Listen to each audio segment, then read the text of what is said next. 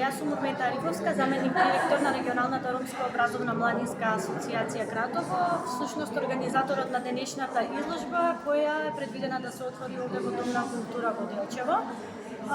Изложбата е насловена Ромскиот геноцид низ очите на младите, која е, како што спомнав, организирана од наша страна во соработка со во рамките на проектот Моето право да се сеќавам, маргинализација на ромите, која е во соработка со регионалната канцеларија за млади АјКО, како дел од Младинскиот културен фонд и од Министерството за надорешни работи од Германија и ЕРГО мрежата од Белгија. Целта на изложбата е да се подсетиме за страшните и мрачни случувања за време на Втората светска војна, каде што досега нема спомнато што се случувало со синтите, со ромите, каде што неофицијална бројка на 500.000 синти и роми биле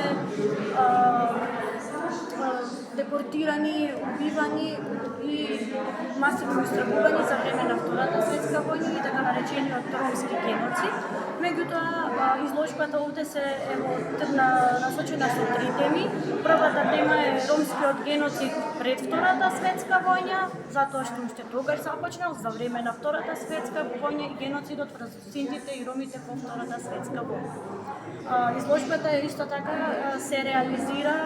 колонијата на изложбата е во источниот и североисточниот дел на Република Северна Македонија. Претходната неделна беше отварањето во Берово, денес сме овде во Делчево, наредните денови во Кочани, Крива Паланка и Кратово.